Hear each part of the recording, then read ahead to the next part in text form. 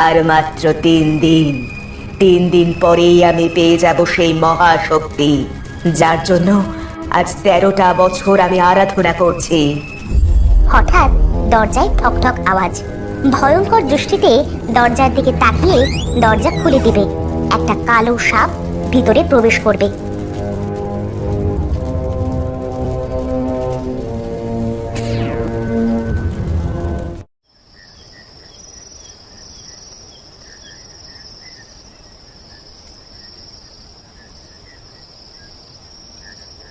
কি হলো, তোমায় এমন দেখাচ্ছে কেন?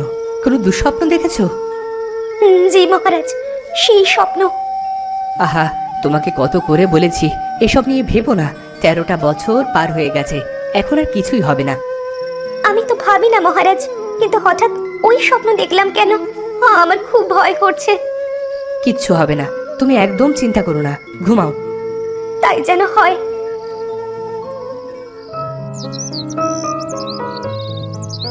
3 দিন পরে মহারাজ সিংহাসনে বসে আছেন। এমন সময় এক প্রহরী এসে, মহারাজ, একজন আপনার সাথে দেখা করতে চাইছেন। তুমি বলনি কি এখন আমার দেখা করার সময় না?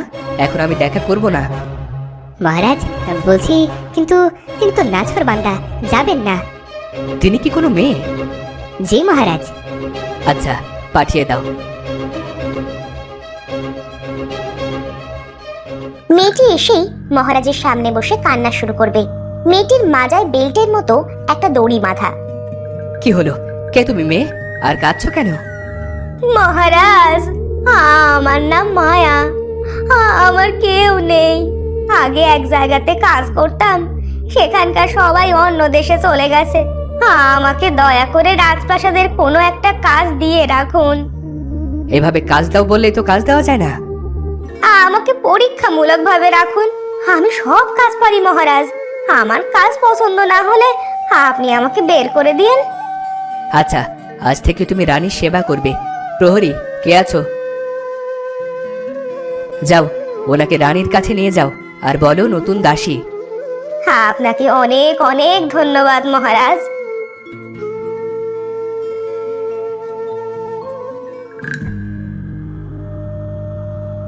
কে ইনি?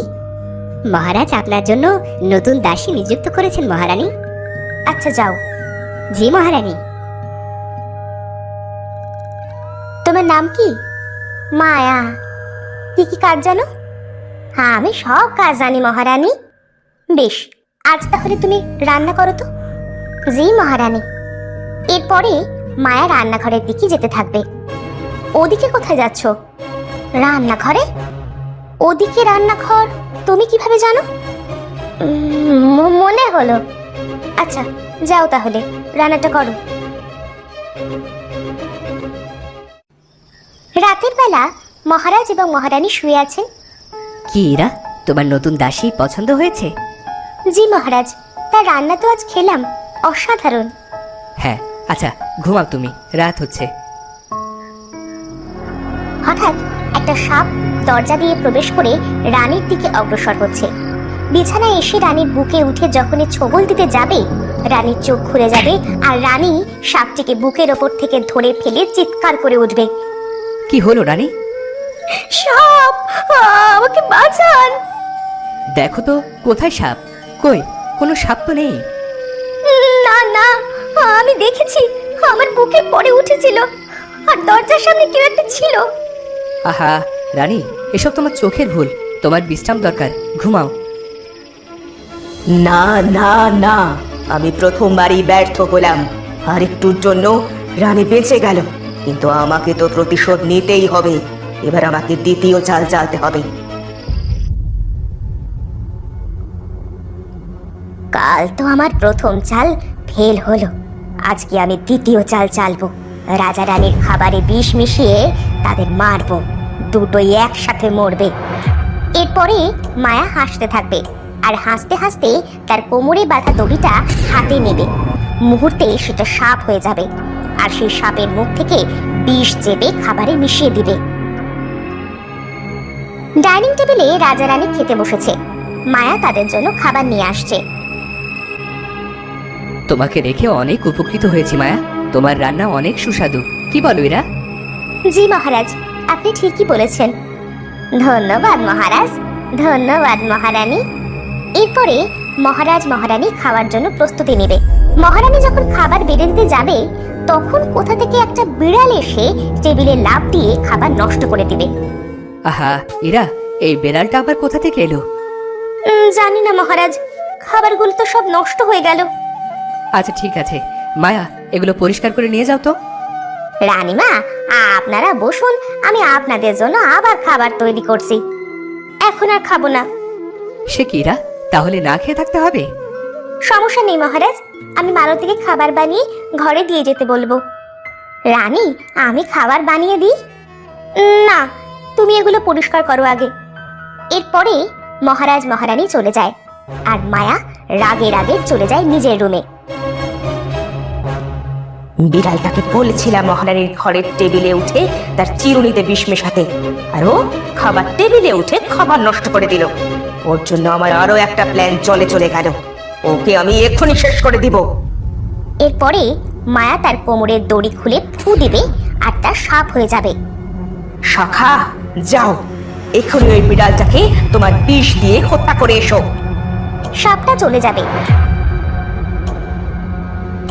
গিয়ে বিড়ালটাকে কামড়ে মেরে ফেলবে। এভাবে হবে না, একটা না একটা সমস্যা লেগেই আছে। আমাকে অন্য কিছু ভাবতে হবে। কিছু সময় ভেবে সে রান্নাঘরের সামনে যাবে। মালতী রান্নাঘরে রান্না করছিল। সে তার শক্তি ব্যবহার করে রান্নার হাঁড়ি থেকে সাপ বের করবে। মালতী চিৎকার করে দৌড়ে বেরিয়ে আসবে। সাপের হাঁড়ি, মহারানী, সাপের হাঁড়ি। কি বলছো তুমি? কিছুই তো বুঝতে পারছি না। মহারাজ, সাপের হাঁড়ি। কি হয়েছে স্পষ্ট করে বলো, তুমি এত ভয় পেয়ে আছো কেন? আমি রান্না করতে গিয়েছিলাম, তখন হাঁড়ি থেকে সাপ বের হচ্ছে। কি সব আবল তাবল বলছো? আমি ঠিকই বলছি মহারাজ। আচ্ছা আচ্ছা, তুমি যাও, আজ তোমার ছুটি। আজ তাহলে না খেয়ে থাকতে হবে, তাছাড়া কি আর করার, রাত হয়ে গেছে, ঘুমান। আজ না খেয়েই থাকতে হবে। আমি তোমাদের শেষ করে দিব। আমি আমার প্রতিশোধ নিব, তোমাদেরকে না খাইয়ে মারবো।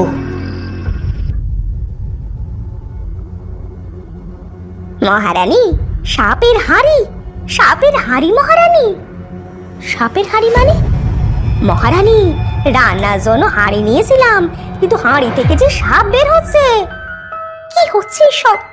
আচ্ছা তুমি যাও, আমি দেখছি। মহারানী, কাল থেকে কিছু খাওয়া হয়নি, এভাবে চললে তো না খেয়ে মরবো।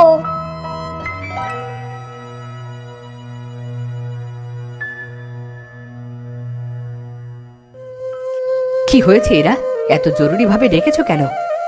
মহারাজ, দাসীরা রান্না করতে গেলেই হাঁড়িতে সাপ পাচ্ছে। হাঁড়ি নিলেই হাঁড়ি থেকে সাপ বের হচ্ছে। তাহলে কি 13 বছর আগে সেটা সত্যি হতে যাচ্ছে? এই সাপগুলো কি তবে প্রতিশোধ নিতে এলো? কি সব বলছো মহারানী? বলেছি না এটা কখনো সম্ভব না। কিন্তু তাহলে মহারাজ, এগুলো কি হচ্ছে? তাও তো ঠিক। মহারাজ, কাল থেকে যে কিছুই খাওয়া হয়নি, এভাবে গেলে তো মারা যাব।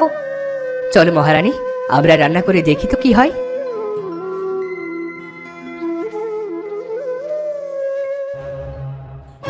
কিন্তু তারা যাওয়ার পরে যখনই হাঁড়ি নিতে যাবে রান্না করার জন্য, তখন হাঁড়ি থেকে সাপ বেরোতে থাকবে, আর সেগুলো মহারাজ এবং মহারানীর দিকে কামড়াতে অগ্রসর হবে। মহারাজ, এক্ষুনি এখান থেকে বেরিয়ে চলুন। এইসব কি হচ্ছে এরা? মহারাজ, এখন কথা বলার সময় নয়, আপনি তাড়াতাড়ি বেরিয়ে চলুন।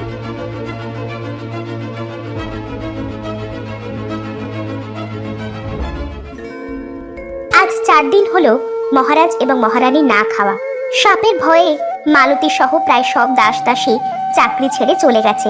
প্রাসাদে রান্না করতে গেলেই হাঁড়ি থেকে সাপ বের হচ্ছে। তোমার কথাই ঠিক রানী, সে সত্যি সত্যি প্রতিশোধ নিতে এসেছে। আমাদের এবার না খেয়ে মরতে হবে। ও কথা বলবেন না মহারাজ। আচ্ছা, কে সে? তাকে তো শেষ করতে পারলেই সব সমস্যার সমাধান হয়ে যায়। মহারাজ, মায়া প্রাসাদে আসার পর থেকেই যত সমস্যা শুরু হয়েছে, আর ও যেদিন এসেছিল একা একাই রান্নাঘরের দিকে চলে যাচ্ছিল। ও যেদিন আসছিল আমি সাপ দেখেছিলাম, আর হয়তো দরজার কাছে ওই ছিল। তাছাড়া আমরা যেদিন রান্না করতে গেছিলাম সেদিনও জানলার ধারে দাঁড়িয়েছিল। হ্যাঁ রানী, এজন্য ও এখনো রাজপ্রাসাদ থেকে যায়নি। তখনই মায়া হাসতে হাসতে তার ভয়ঙ্কর রূপ ধরে প্রবেশ করবে, আর তার পিছনে শত শত সাপ। আপনি ঠিকই ধরেছেন রানী, আমি সেই আতঙ্ক। আজ থেকে 13 বছর আগে চুরির অপবাদে আপনারা আমার নির্দোষ বাবাকে হত্যা করেছিলেন। দেখো মায়া, তুমি আমাদের ছেড়ে দাও, তোমাকে আমি এই রাজপ্রাসাদ দিয়ে দেব। আমি লোভী নই, আমি আমার প্রতিশোধ নেব। সেদিন ফাঁসির মঞ্চে দাঁড়িয়ে আমার বাবা বলেছিল এর প্রতিশোধ একদিন কেউ নিতে আসবে, সেই কেউ একজন আমি। দেখো মায়া, সেদিন ভুল বোঝাবুঝি হয়েছিল, অপরাধী অন্য কেউ ছিল। ভুলে তোমার বাবাকে আমরা শাস্তি দিই। এই কথা তো সেদিন বাবা অনেকবার বলেছিল, কই আপনারা তো শুনেননি? যা হবার হয়ে গেছে, এখন তুমি আমাদের মাফ করে দাও, তোমার পায়ে পড়ছি। 13 বছর সাধনার পর আপনাদের মারার শক্তি অর্জন করেছি আমি। আদের শক্তি বলে আপনাদের দুজনকে হত্যা করব, কেউ আটকাতে পারবে না। মায়া তার সাপেদের রাজা রানীর দিকে আহ্বান করবে।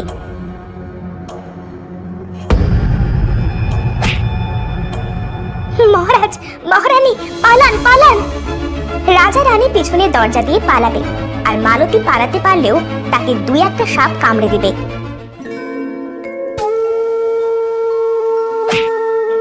তুমি তো চলে গেছিলে, তাহলে আবার ফিরে এসে কেন নিজের জীবনের ঝুঁকি নিলে?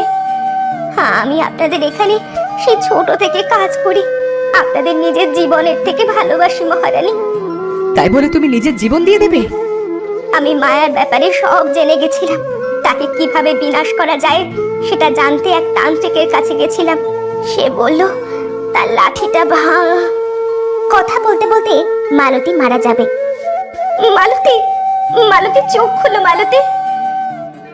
মায়ের হাত থেকে লাঠি চলে যাওয়াতে সাপগুলো তার আওতা থেকে বিচ্যুত হয়ে যায়। তখন সাপগুলো স্বাধীন হয়ে যায়, তাই মায়ের উপরেই সাপগুলো আক্রমণ করে। বাঁচাও, বাঁচাও! তো বন্ধুরা, ভিডিওটি কেমন লাগলো? যদি ভালো লাগে চ্যানেলটি সাবস্ক্রাইব করে বেল আইকনটি বাজিয়ে দিও। দেখা হচ্ছে পরের ভিডিওতে। ধন্যবাদ।